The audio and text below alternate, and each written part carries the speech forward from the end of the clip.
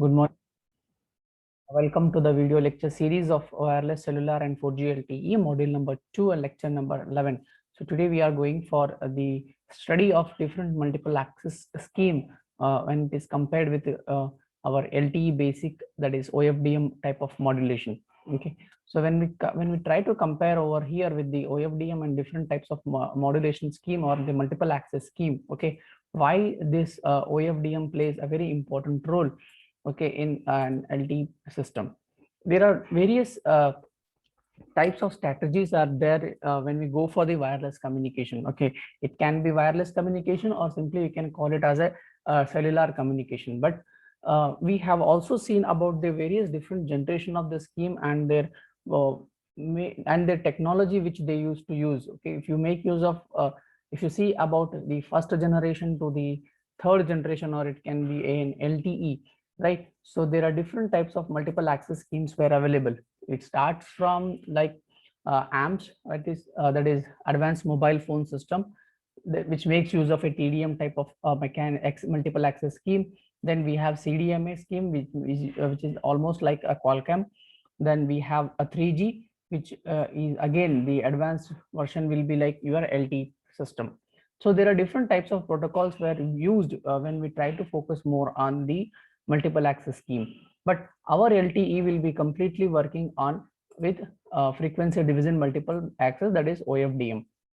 So OFDM is one type of a modulation scheme which is oftenly, or which is mostly used in this particular type of LTE mechanism. And again, when you go for the OFDM type of technology, here we have the another type of multiple access scheme. We call it as an uplink carrier frequency division multiple access, which is nothing but SC-FDMA. So SC stands for single carrier. Okay, but the concept of OFDMs, which we have studied in the earlier video lecture series, is the focus will be more on the different subcarriers, because your spectrum will be divided into different subcarriers, and each subcarrier will be responsible for having different type of channels and different type of signals which can be transmitted by making use of a MIMO system. Therefore, when it comes to the traffic associated with the LTE, what mechanism we should adopt so that there should not be a traffic, there should be a minimum traffic. The meaning of the traffic is nothing but there should not be any excess number of the subscribers or excess number of the users should be there for that particular channel. If that happens, then it becomes very difficult for the data communication over that internet channel or internet by making use of internet capability, right? So therefore, as LTE traffic is to be expected to be very diverse, which includes some kind of video inputs like video streaming mechanism and some broadband data sessions. Okay, so for such kind of video streaming and broadband, there are different multiple access schemes are need to be available, but which should be highly flexible. The meaning of highly flexible is nothing but whenever we make use of any multiple access scheme, there should not be any kind of the crosstalk, there should not be any kind of the any unwanted disturbances for those data transmissions. So it should be very flexible and it should support the low data rate. It should support the low data rate for the voice communication, which is nothing but voice streams, which basically requires a very high data rate over the short period of time. So if we are a broadband users, then we may encounter with some kind of high data rate. But when it comes to the low data rate, it becomes very difficult for the users to have such kind of voice streams, because of the low data stream, there may be possibility that our data will not be reaching it to the end users. It will not be more reliable, and there may be possible that the data may get lost. So in this module, or in this particular chapter, we are going to see how best we can make use of the different types of mechanisms or different types of multiple access scheme associated with OFDM and SC-FDMA. To understand those particular different topics of OFDM and SC-FDMA, there are some following steps need to be understood. The first is the multiple access technique are overviewed with special attention to their interaction with OFDM modulation. It means we make use of the multiple access techniques. Let it can be a TDMA, FDMA, or it can be CDMA, making giving a very special attention such that the proper communication will be possible. Then when it comes to the OFDM, there are various different types of features are there which we need to be focused, which should be focused more. Okay, such that when it comes to the diversity, when it comes to the performance of the system, if it is in terms of gain, okay, or either in terms of the diversity also, where we make use of the adaptive modulation technique. Okay, so we will try to check the potential of those particular system when it is compared to OFDM. This is the third point. Then the last point here is we also check the performance of those particular system, that is FDMA and OFDMA, in terms of LTE, such that whatever the challenges we face in OFDM, either in the form of feeding, in the form of the local scattering, okay, or in the form of multipath, okay, what challenges we face and how we try to improve the performance of those particular system which makes use of OFDM, or it can be SCC FDMA.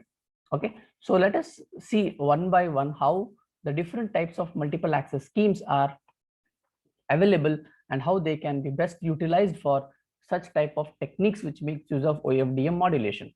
So multiple access scheme for OFDM systems, which states that it is a type of a strategy, or okay, or you can say it is a type of a technique where we make use of the frequency selective mechanisms. Okay, we have already seen in the module number 2 in our previous video lecture series that the signals can be based on our frequency selective mechanism or based on the combining techniques, right? So where if I make use of such type of mechanism, that is frequency selective mechanism, our inter-symbol interferences can be reduced. Okay, so based on those particular principles of that OFDM system, the priority has to be given for some standards. Okay, and those standards will be our single user OFDM, or simply you can call it as OFDM for all the subscribers which is making use of single user at a time, not for multi users. Okay, so when it comes to the multiple access schemes or multiple access, okay, typically there are different type of multiple access schemes are available in the wireless communication. Okay, the first attempt we try to provide is nothing but orthogonal, because our LTE system makes use of orthogonal frequency division multiplexing. Why we go for orthogonal is nothing but it's a non-interfering, okay, and communication channel will be for each substations, or you can say each subscriber link. Okay, but the very most common way we try to divide our the dimensions, if we try to divide our subscribers, or you can try to divide our different channel, will be based on few different types of multiple access schemes. So those are, one is frequency, that is we call it as FDMA. The another is time, that is TDMA, or it can be CDMA, that is in terms of code division multiple access scheme. What happens in frequency division multiplexing? So in frequency division multiple access scheme, each user will receive a unique carrier frequency and bandwidth. For example, if I have a sub user at this point, I will assign a frequency and a bandwidth of 1. If I have a subscriber here, I will assign it number 2, then similarly number 3, so that there will not be any kind of overlapping mechanism. So each receiver will have a unique carrier frequency. So if I say that my carrier frequency is this much, then I can divide into different frequency slots and frequency bandwidth. So this is how it happens in FDMA. Okay, similarly we have a TDMA, that is called as the frequent time division multiple access scheme, where instead of having a frequency slots, we will give a time slot. So time slot 1 will be assigned for one user or one subscriber, 2 will be for another, 3 will be for another, and similarly 4 will be for another, and it will be based on the rotation. For example, if the time slot 1 is available, if it is free, then I can assign this time slot to number 5 also.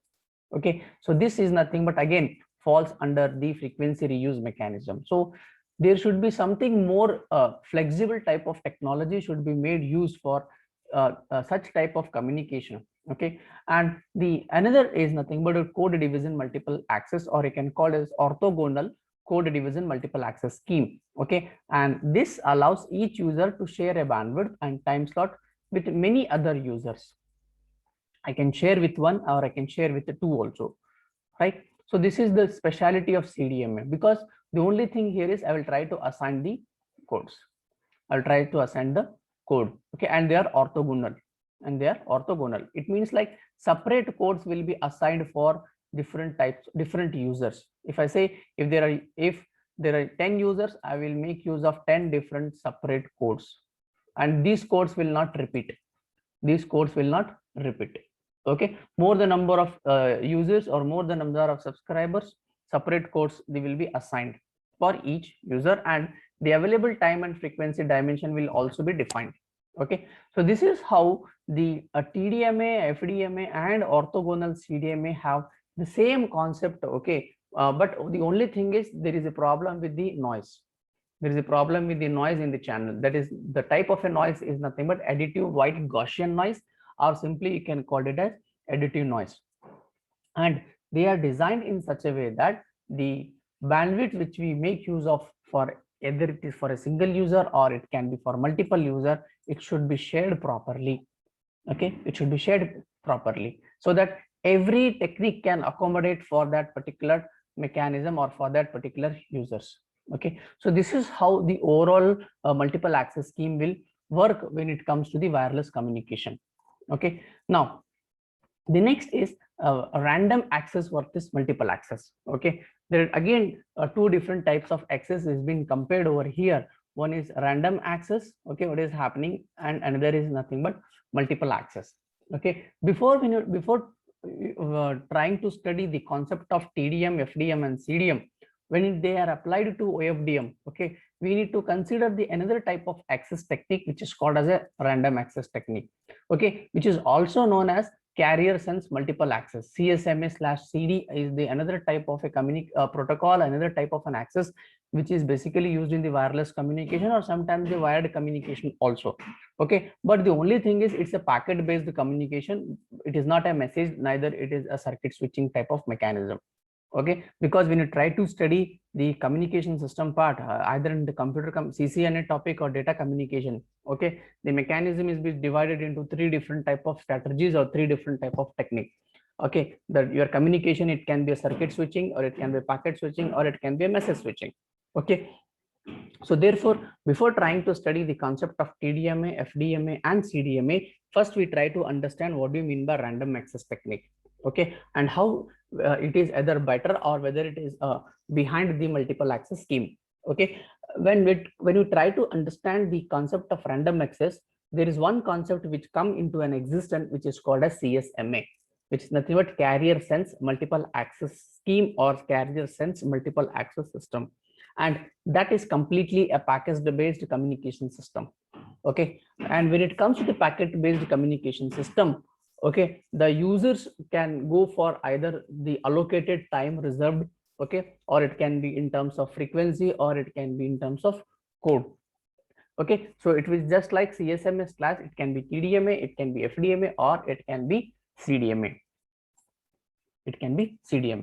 Okay, and apart from that, there are other different types of techniques are also there in the random access, which includes Aloha, okay, and or it can be slotted Aloha, okay, as well as CSMA. Okay, so what do you mean by the term Aloha or the slotted Aloha? Is nothing but in Aloha, okay, the user simply transmit the packet, okay, at without regard of other users. Okay, I will not be bothering about the other users. I will just transmit my packets, okay, through a channel. Okay, but if the packet is not acknowledged by the receiver, for example, there is one transmitter and there is one receiver here, and if I try to transmit my data from a transmitting part, and if the data which I transmit is not acknowledged back, if it is not acknowledged back, acknowledgement is nothing but the receiver has to tell the transmitter that it has received the whole data or the whole information correctly. If the packet is not acknowledged by the receiver, after some amount of time, there will be some time which will be kept or they can be specified.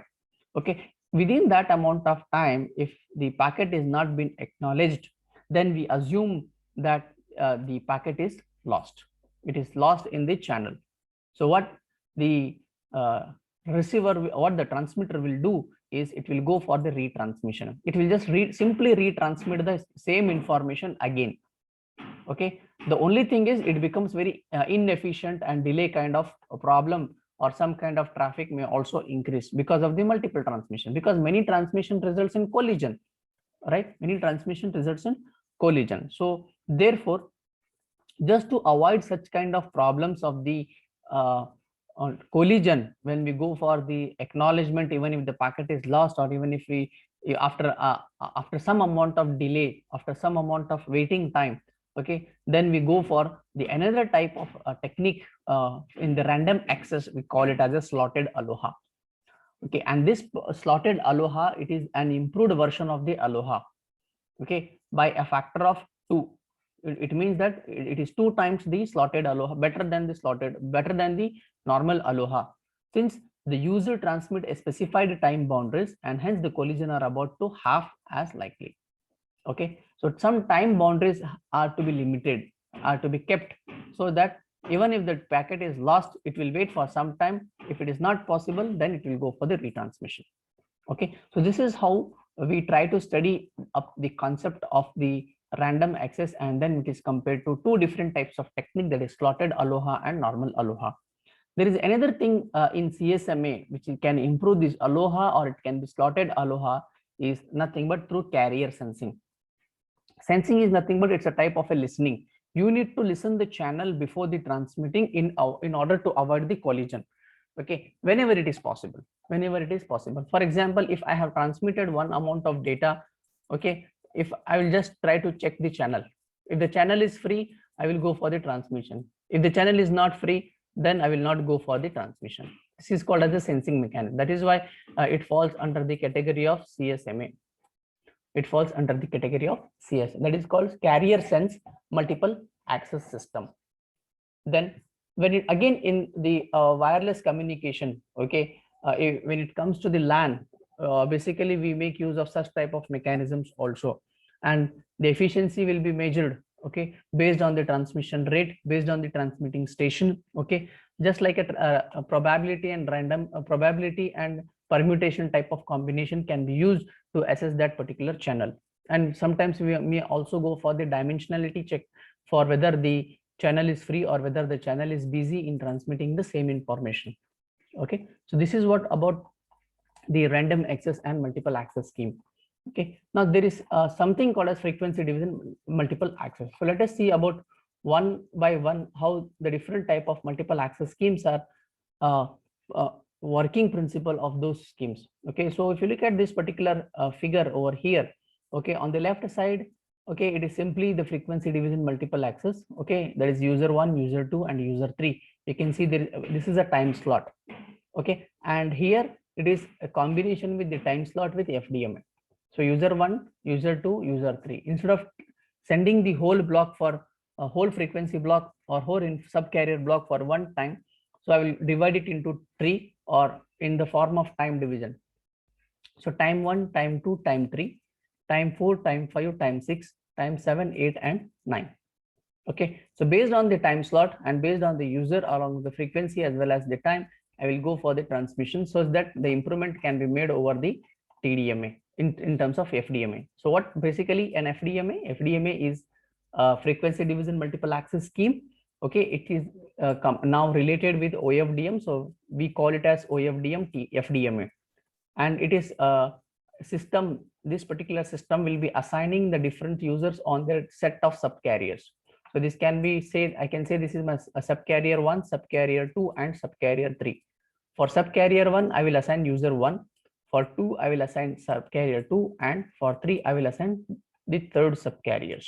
Okay, it is just like the number of allocations will be different at different time slots or different frequency slots, and based on those frequency slots they can perform in a better way. And the one of the very simplest method of static allocation subcarriers, one of the method is nothing but it's a static allocation. It's not a dynamic, it's a static allocation. Static allocation is nothing but once it is assigned, I will not change the number. Okay, I will not change the number to the next part. Okay, how to understand this in a better way is here you can see. Okay, for example, in figure number 4.1, okay, for example, if in a 64 subcarrier OFDM system, user 1 could take the subcarriers from 1 to 16, with user 2, 3, 4 using subcarriers 17 to 32, 33 to 48, and 49 to 64. So how many total? 4. Total 4 blocks I can do. So therefore, one user can take the subcarriers from 1 to 16. It is just an example, okay? And the allocations are enforced with a multiplexer. So 1 to 16, I will just make use of a multiplexing. So one block, then 2 for 17 to 32, 33 for 48, and 49 for 64 for different subscribers, or simply you can say I can altogetherly multiplex and then I can transmit. But before you do that, you should make use of IFFT operation. Okay, you should make use of IFFT, that is inverse fast Fourier transform operation. Okay, and sometimes there can be even uneven allocations also, and with the high data rate users being allocated more subscriber. For example, the subscriber 1 is making use of the high data rate. Okay, then I can go for the random allocations also. Random allocation is nothing but from 1, it can be like this, it can be 1, 2, it can be 3, okay, now 5, but 4 is missing because 4 is a low data rate stream. So I will not make use of 4, I will go for 5. So this is called as uneven distribution of the subscribers, or you can say the subcarriers, for which are having either the high data rates or it can be low data rate. Okay, the low data rate will have the different number again. Okay, so therefore, when it comes to OFDM, the multiple access scheme plays again the better role when you try to do this kind of mechanism. Okay, and it is one of the popular type of the mechanism or technology which we make again use in the LTE system. Now, based on those understanding, an improvement upon the static allocation can be made in LTE by changing to dynamic carrier. Okay, so because the system is a static allocation, static means it's a constant allocation. One time it is assigned, we will not change. But the meaning of the dynamic here is nothing but once the slot is free, it can be assigned. Okay, if the second slot is free, it will assign.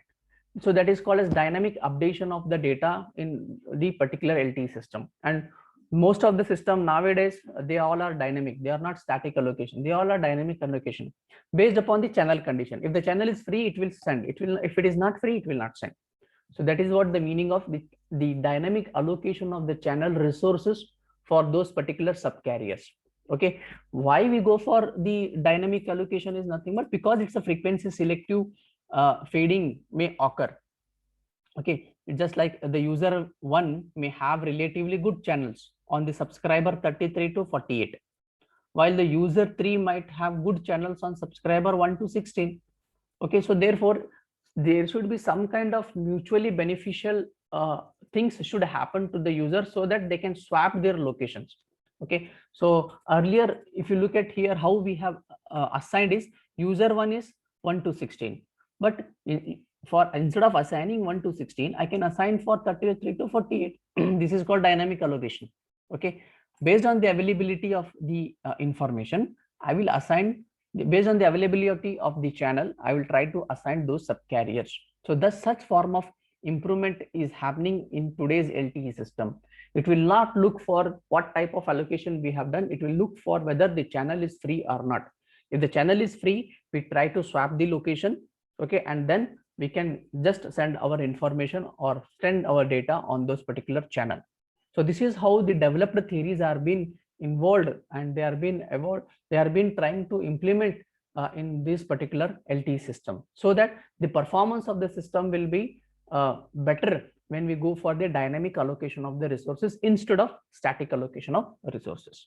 Okay, so with this I will conclude my today's video lecture series of OFDM along with SC-FDMA and another basic topic of OFDM when it is compared with FDMA. So in the next video series, we will go for the TDMA and CDMA topics. Thank you.